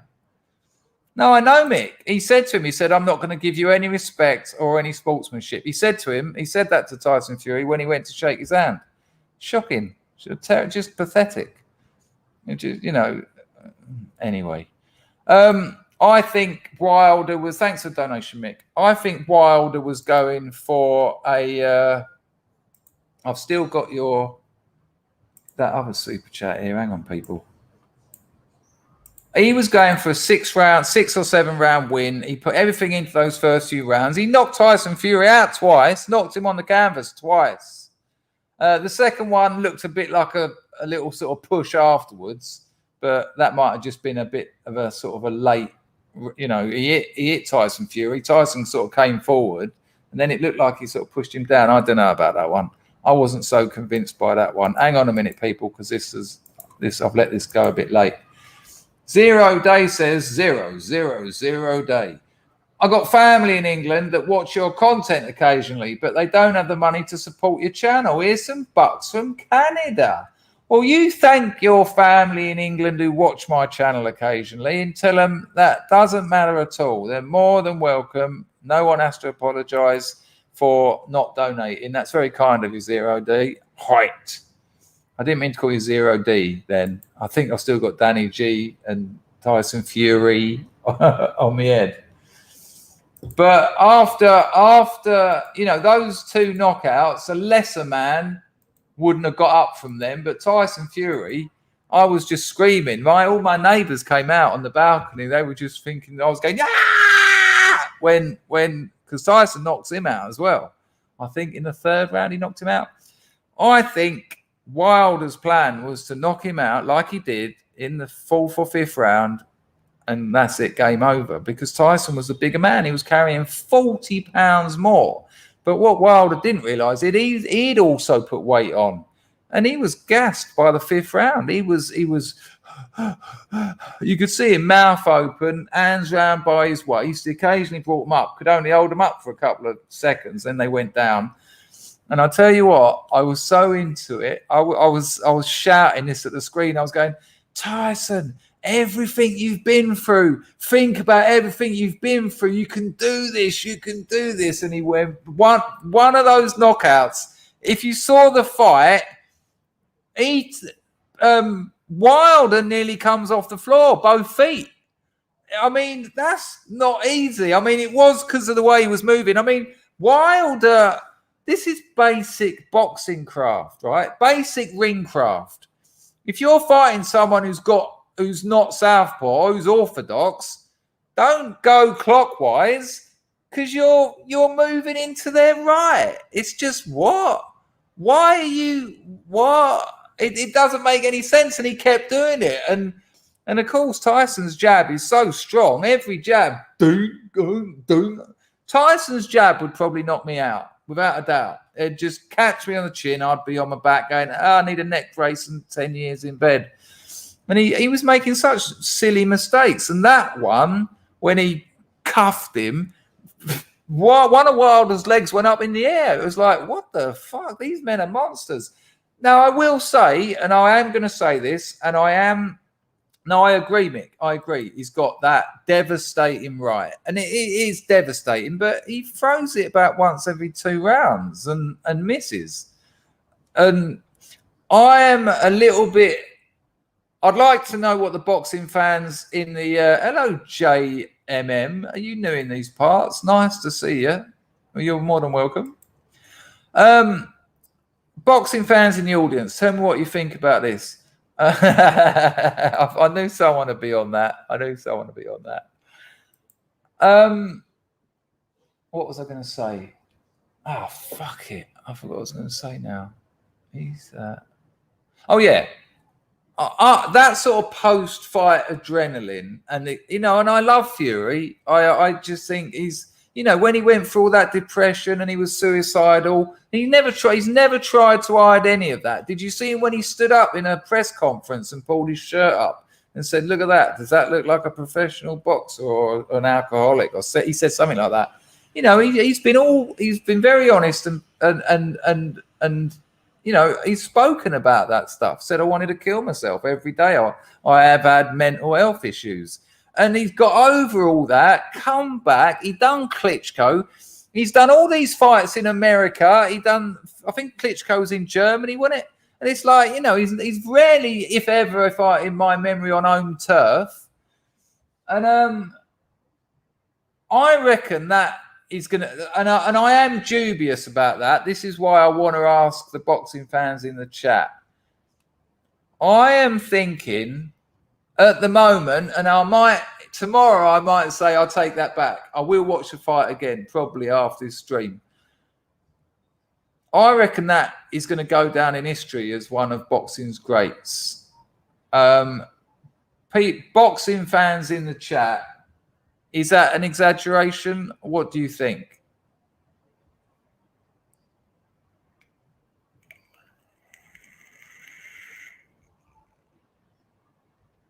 I mean, to have 4 knockouts and so Stompack says yes for sure, no. Definitely, it was a great fight. He's up there, definitely. He's up there now.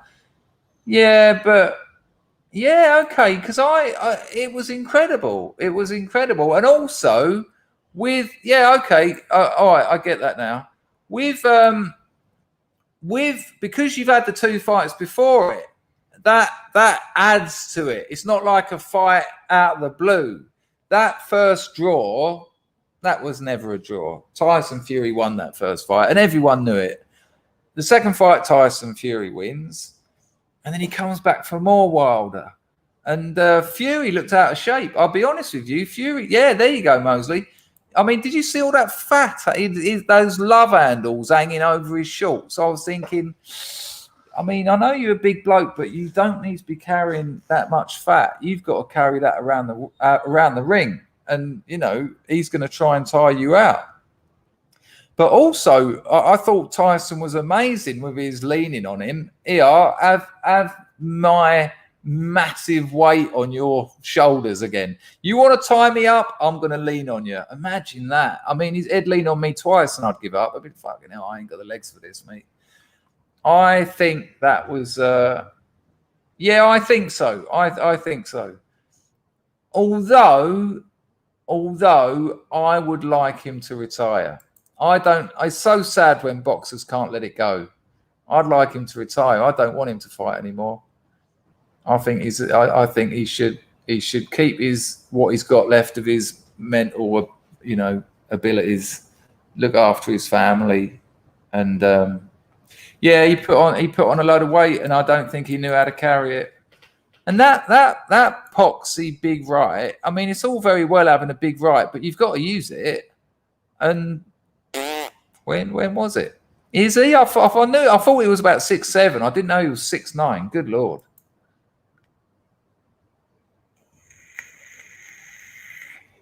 Okay, that's interesting. Fury's old man has always maintained he's at his most dangerous carrying a bit of extra weight. Well, for sure. I mean, if you've got, the thought of being hit by those punches coming from that sized bloke. He's a giant, without a doubt. He's a giant. But I think that's going to go down as a classic. I'm trying to cover my tracks a little bit here because it's post-fight adrenaline. But if I say tomorrow, yeah, okay. But it felt like it was a classic. It felt like it.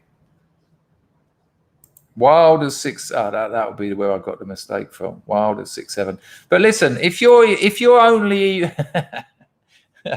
if you're only a little bit into boxing and you didn't see that fight, it's definitely worth a watch. It's never as good when you know the result because when he put Tyson down twice, I was thinking, don't. I don't want to have a shitty day. I don't want to have a day just every 5 minutes remembering that Tyson Fury lost. I don't want it. There you go, John. Yeah, okay, that's interesting. Yeah, okay. And he had very few English fans in the crowd, but they did kind of get on his side. And of course, if you saw my short. Last time he beat Wilder, he sung American Pie. The whole fucking song. Verse, chorus, verse, chorus. This time, what was it? What was the song he sung today? But Wilder done the off. He looked fucked. His nose was cut. They reckon he might have broken his wrist or something. His lips, he looked like he'd been beaten the shit out of by a giant. He looked like what had happened. That's it, walking in Memphis. But he changed it, didn't he? He was going, what? We're walking in Vegas. And the crowd went mad. I thought, look at him working it. But all I could think was, imagine being Wilder, sitting in your changing room, having some bloke take your wraps off, going, it's all right, it's all right. Next fight. And you've got this lunatic from England out there charming the pants off of your people, singing Walking in Vegas. And I knew it was coming. And he's doing the interview and he went, I got one more thing to say. And he took the mic off him and went, I'm walking in Memphis.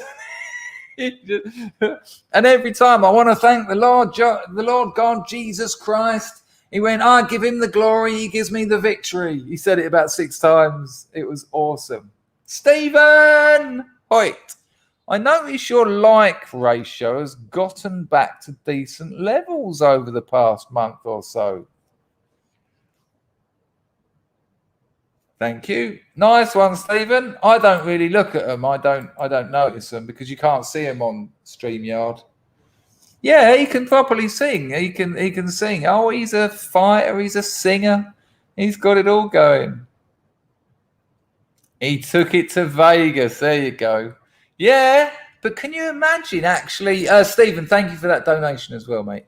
Imagine being in your dressing room, hearing that lunatic just singing again after doing American Pie. It's like he must have been absolutely gutted.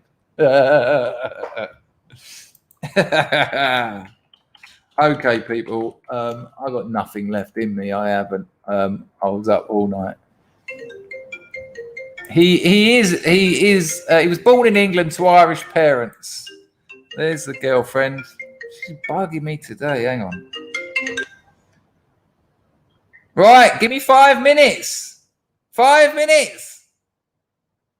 Bye.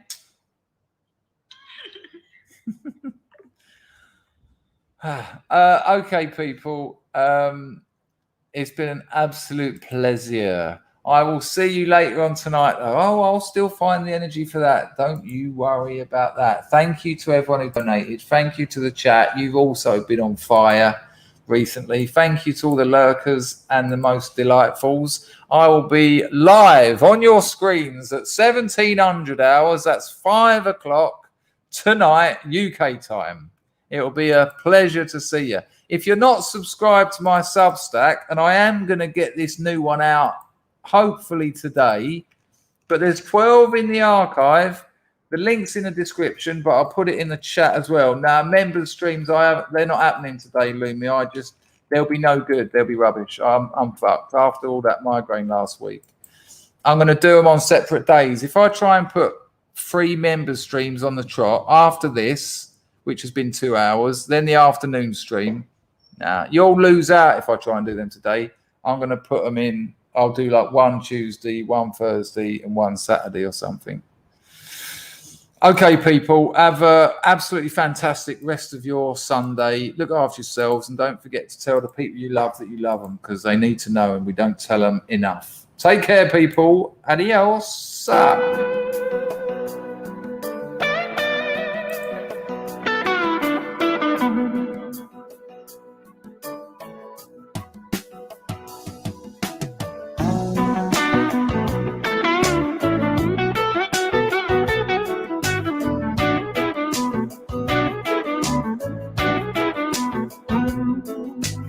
Everyone knows I'm gonna be the first man down.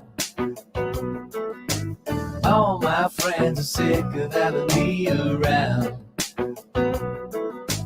Nobody wants to give a buddy one last break. Can't go on, I've taken all a man can take. Life is a curse, it only gets worse, and the world don't watch you drown. Maybe my mind will fail to ever find the point. I'm going deep, deep down underwater. Gonna make my grave underneath the wave. I'm going deep, deep down underwater. Sorry about that, Willow. Gonna lay my head. It's because he's a killing machine. Thanks for the donation. Sorry about that, man. Looking back, I rejected every place I stayed. A woman says I'm lying in the bed I've made. She says warriors don't give up before the war begins. So I get high to justify the mess I'm in. People get mad and people get sad, but at least they have a cause. Struggle to feel emotion I can really trust. I'm going deep, Hello, deep Sal. down underwater. Gonna make my grave underneath the wave. I'm Nice going deep, deep down underwater. People, there's a quiz at 1600 hours British summertime with Jess. You can get there in the Scrubs lifeboat, which is a Telegram group. Illuminatus, do you want to put the link in the chat or something? Or Rags maybe? I don't know the link. So but that's a regular thing, the old quiz where. Okay, continue. Gonna lay my head on the riverbed. Yeah, man.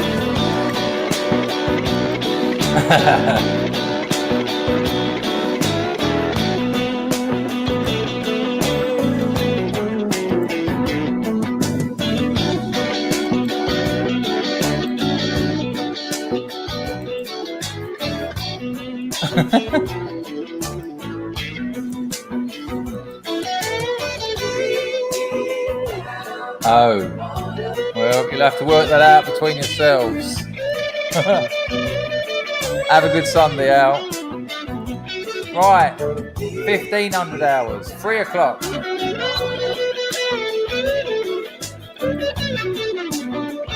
Okay, people, 3 o'clock. Scrubs Lifeboat on Telegram. I'm going deep, deep down underwater. Gonna make my grave underneath the wave. Can someone post a link or something? Because people want to get there and they don't know how to. I don't think I know it. I don't think it's up. It's not like visible. Yeah, you can't just join it unless someone posts it now. I'll let it go a little bit. But if someone wants to put the link in the chat, I don't know what it is. No one want to do that? Yeah, but people don't know how to get on Discord. How'd you get on the fucking Discord? Oh, yeah, man. I tell you what, it is so funny. I am in tears watching Kit Boga. And look, as I said on the post, I know there's loads of scam baiters, but Kit Boga's the original and best. But more the better. These horrible cunts need taking out. But Kit Boga, that one I posted, did you watch that one? Too good. Too good. Enjoy the rest of your Sundays, people. Ciao.